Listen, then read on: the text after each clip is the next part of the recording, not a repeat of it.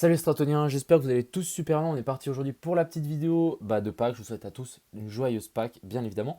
On parlera du BTC, l'Ether, le BNB comme d'hab, le BTC qui fait du sideway. Je vais vous expliquer pourquoi on va sans doute exploser d'un moment ou un autre, vers le haut ou vers le bas. C'est assez random pour le coup. On ira voir GMT, Rune, Link, XRP, Sol et LTC. Et encore une fois, bien évidemment, on ira faire un petit tour sur Twitter. Il y a des choses assez intéressantes à vous montrer. L'order book et puis les liquidations, bien évidemment. Enfin bref, j'espère que cette vidéo vous plaira. Et puis, je vous souhaite un bon visionnage. Crypto, million. Crypto, million.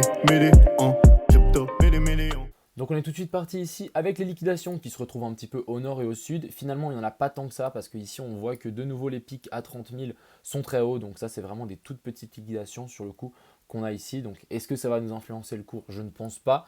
Mais ce qu'il faut savoir là, c'est qu'on a 2-3 petites liquidations au nord ici. À mon avis, il y a quand même 2-3 personnes qui short. Donc on ne pourra pas faire une petite glissade en haut ou en bas pour prendre tout ça et partir dans l'autre sens, nous faire un petit fake move. Du côté de l'order book, il n'y a vraiment rien du tout. En plus, c'est le week-end, il n'y a rien. Il y a seulement juste des fakes ordres comme d'habitude qui se déplacent et qui essayent de pousser le cours vers le haut. Mais finalement, bref. Enfin bref, pas grand chose à dire ici pour le coup. On va passer un petit coup sur Twitter. Je vais vous montrer donc 2-3 petites analyses. On a déjà ces triangles. Je suis vraiment pas fan de ces triangles ici, mais voilà, je voulais quand même vous les montrer. Bref, je ne prends pas du tout ça en compte dans mes analyses, mais voilà, pour les gens qui aiment bien les triangles, pourquoi pas. On a ici, pourquoi pas, une petite fractale avec un double bottom, le pic ici, double bottom, et ensuite ici on va en sideways. Donc on va de côté, tac tac tac, et ensuite on pourrait repartir vers le nord. Pourquoi pas. Et du côté, je voulais vous montrer, on a aussi cette trendline sur laquelle on a breakout, on est venu faire retest. Est-ce que ça compte aussi? Je sais pas, je suis pas fan. Mais voilà, si on se base uniquement sur cette analyse, on devrait pourquoi pas avoir une bougie verte. Sur le coup, on ira voir donc l'Ether aussi en line, c'est plutôt pas mal. On a fait ici support, résistance, et est-ce qu'on serait pas en train de refaire support sur la neckline du W? Je trouvais ça plutôt sympa. Et ici pour le sol, on est revenu assez bas dans la petite zone de supply. Je pense qu'on a des zones de supply un petit peu plus basses. Et ici quand même ça ressemble à un petit bottom, mine de rien. On verra comment ça se goupille. Mais je suis très très mitigé pour le coup. Et surtout que ici c'est vraiment assez chiant et on se fait un peu chier. Ce que je voulais vous montrer, c'est que dans tous les cas, si on partira soit vers le bas ou soit vers le haut, à mon avis, on fera un petit fake move d'un côté ou de l'autre. Donc ce qu'on peut penser, c'est que si jamais on continue à dégouliner, à tomber un petit peu, on pourrait très bien repartir très très fort de l'autre sens et en fait nous faire un petit fake move. Ce qui est aussi assez intéressant, c'est que ici, je pense que vous pouvez le voir, sous cette ligne ici, on a énormément de stop loss. Il y a les stop loss de tous les gens qui sont en train de long, qui sont placés juste là en dessous. Donc ce qu'on pourrait faire, c'est descendre ici, on les prend et on part instantanément. Ça, c'est quelque chose de possible. Et aussi en haut, on voit qu'on a une petite compression. On fait toujours des sommets toujours plus bas et des plus bas toujours plus haut. Donc ça commence à compresser petit à petit. Si on regarde et on dézoome un petit peu plus la chart, ici on peut voir qu'on a des U. Non, des N plutôt, donc ici on voit bien qu'on a des N, et ça c'est plutôt mauvais signe, ça veut dire qu'on va continuer à dégoupiller vers le bas. Quand je vois ceci, c'est vrai que ça ressemble quand même pas mal à ça, donc on était là, on fait la petite descente, comme j'ai dit, petit fake move, on prend tous les stop loss, et ensuite on repartirait. Donc on pourrait largement faire ça, ça c'est quelque chose de complètement plausible pour le coup. Je voulais montrer aussi, donc ça, cette petite analyse, on l'avait fait en live. Donc on a pour moi, on avait dit qu'on était dans un range, le haut du range, le bas du range, le milieu du range. On n'a pas réussi à le casser pour le moment. Donc ça sera aussi à surveiller. Si on casse en fait ce haut du range, on pourra largement venir chercher le milieu du range, on pourra largement venir chercher le haut du range. Ici, je voulais juste indiquer que en fait, vous voyez, les stop loss, on voit que ici, c'est assez obvious. À chaque fois, ils sont placés sous les plus bas. Donc si on nous fait un truc comme ça m'étonnerait pas du tout. Mais en tout cas, ce qui est sûr, c'est qu'on va partir très très fort dans un sens, pour vraiment nous finir un gros move. Ce qui est aussi largement possible, c'est qu'on puisse grimper un petit peu plus haut pour le BTC. On peut arriver jusque dans ces zones-là et ensuite se corriger. Ça, ce serait aussi quelque chose de complètement envisageable et ça correspondrait en fait à une potentielle 1, 2, 3, 4, 5. Donc ici, on aurait une potentielle vague d'Elliott en faisant 1, 2, 3 ici. Ensuite, on vient chercher la 4, donc correction en A, B et puis C. Et ensuite, ici, on viendrait chercher une 5 qui est plus bas. Et ça ferait du sens, en fait, de venir chercher sous ces plus bas ici. Je vais quand même dire, je trouve pas ça que c'est un bottom, mais bon, ici, on voit bien qu'on n'est jamais venu rechercher les stop loss qu'on avait placés là en dessous et on est parti instantanément. Donc, c'est clair qu'il est net qu'il y a des stop loss là en dessous, mais est-ce qu'on pourrait pas refaire la même chose ici et jamais venir prendre les stop loss ici pour ensuite repartir? Et après, ça fera quand même énormément de liquidités qui sont placées là en dessous et ça ne m'étonnerait pas qu'on revienne les chercher un jour, même si ici on pump pour ensuite les rect un petit peu plus fort, quelque chose de complètement envisageable. Et on avait cette analyse ici, donc ça fait longtemps je voulais vous montrer que voilà, on pouvait toujours revenir retester en fait le haut de ce range pour ensuite redécoupiller. Ça, ce serait pour juste confirmer en fait la déviation qu'on avait eu là et ça sera un signal bearish très fort. Pour le coup, ça sent l'été, etc. Je rappelle qu'il y a le vieux dicton Sell in May and go away, donc ne l'oubliez pas quand même. Je pense que pendant cet été, ça va vraiment être un peu relou le marché. On va pas se mentir, hein. C'est très possible que ça reste à plat pendant un certain temps, en tout cas tout l'été. Je sais qu'à chaque fois l'été, c'est pas ouf ouf. Heureusement qu'il y aura Stepen, mais voilà, à surveiller et ne faites pas trop les faux. En tout cas ici, on voit bien que le week-end, c'est un peu relou pour le coup. Passons sur l'Ether. Donc l'Ether, je vous ai montré la petite analyse de tout à l'heure. On est toujours en train de retester donc cette potentielle trendline. Il y a beaucoup de gens qui vont me dire ouais, on a un joli W, etc. Ouais, mais pas encore du tout de confirmation. Même si ici on nous fait des petites mèches au-dessus, il faudra faire attention. Il faudra une jolie clôture. Et le mieux, ce serait une clôture en fait au-dessus de cette ligne, au-dessus de ces sommets. Mais ce que je doute, hein, je pense que si on remonte, on viendra pourquoi pas faire des petites mèches au-dessus, prendre les stop loss ou on s'arrêtera par là. Et ensuite ici, on dégoupillera vers le sud. Le BNB, du coup, alors on est revenu chercher ma zone de POI, donc ça c'est plutôt assez intéressant.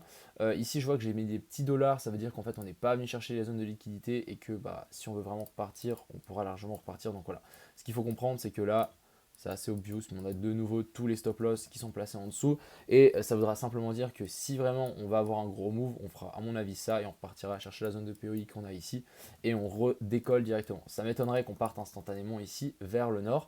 Je rappelle que les marchés ouvrent mardi et non lundi, vu que c'est Pâques. Donc voilà, au moins je vous dis une petite information au passage. On va juste voir l'USDT, la dominance de l'USDT. Donc ici on était bien revenu dans ma zone de support et on est en train de redécoller. Est-ce qu'on serait pas en train de faire un petit retest de cette zone? Non, juste pas.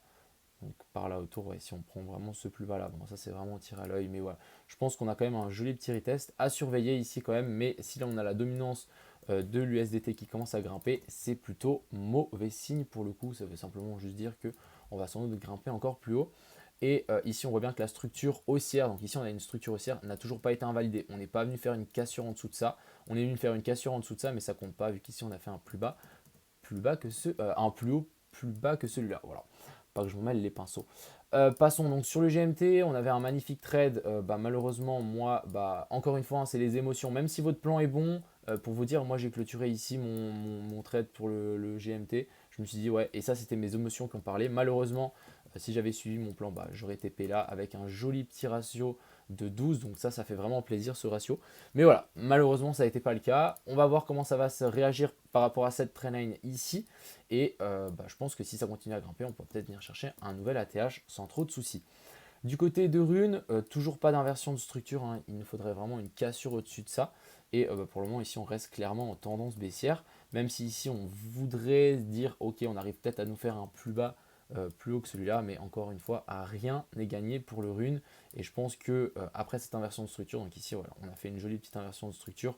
On peut, pourquoi pas, remonter jusque là, chercher ces sommets ici. Et ensuite, continuer à la chute sans trop de soucis. On a le link, pas mal je trouve, on est en train de revenir faire support donc sur l'ancienne zone de résistance.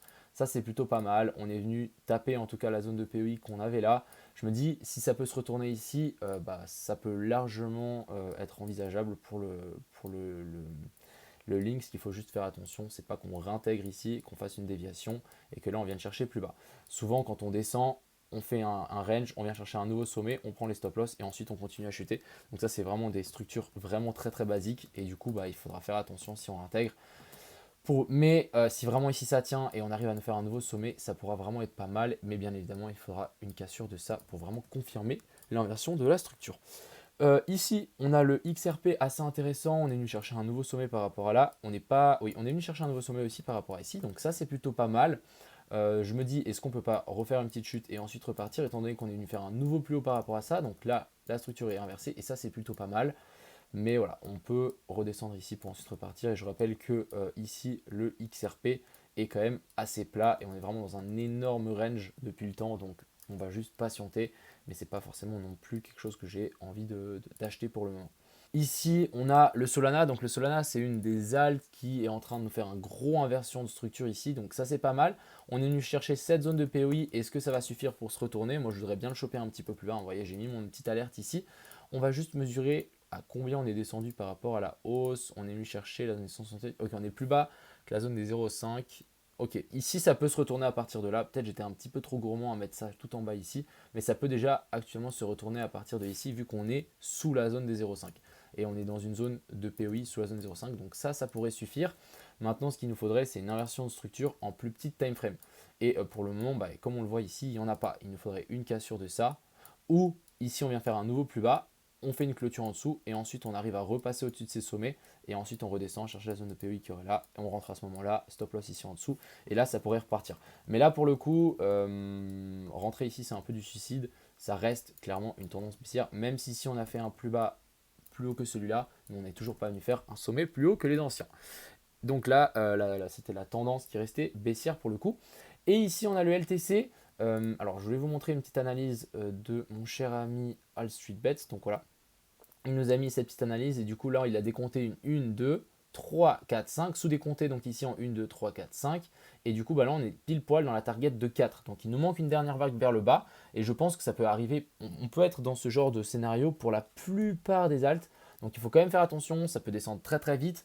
Et comme vous voyez ici on n'a pas fait de clôture en dessus des anciens sommets. Ici on le voit bien, on n'a pas de clôture en fait au-dessus de ce plus bas, de ce plus haut ici, si j'arrête de m'embêter les pinceaux, et de ce plus haut ici. Donc ça reste clairement baissier ici, et ça c'est plutôt mauvais signe. Ça voudrait dire que on va peut-être pouvoir retirer une jambe vers le bas, et ça peut être plutôt moche pour le coup. On peut peut-être la mesurer, donc on prend racine, sommet de la 1 et top de la 4. Donc ici on pourrait venir chercher la zone des 100, donc pile poil vers la zone des 100 $, ou vers la zone des 161,8, donc à 90 $, ce qui serait plutôt assez intéressant, et on viendrait retester ce support extrême.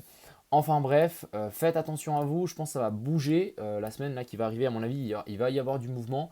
Après encore une fois, dans quel sens? Il y a vraiment plusieurs scénarios. Moi ce que je pourrais voir c'est une descente, on va chercher un nouveau plus bas et ensuite on repart très très fort vers le haut. Et là il faudra réussir à casser ces sommets, donc là ça va être très compliqué à casser ça. Soit du coup on vient chercher ici directement un peu plus haut, tac, on vient chercher un nouveau sommet et là ça descend et ça dégoupille beaucoup plus bas. Donc je pense qu'on va avoir un fake move avant le gros mouvement d'impulsion. Donc faites attention, évitez de vous faire piéger.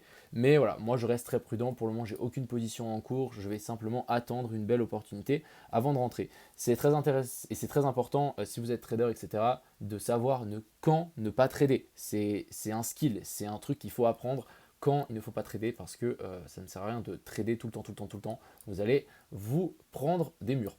Enfin bref, j'espère que cette petite vidéo du dimanche soir vous a plu. J'ai plusieurs vidéos Step-N qui arrivent, donc j'espère que ça vous plaira. Et puis, je vous souhaite un bon fin de week-end. A plus.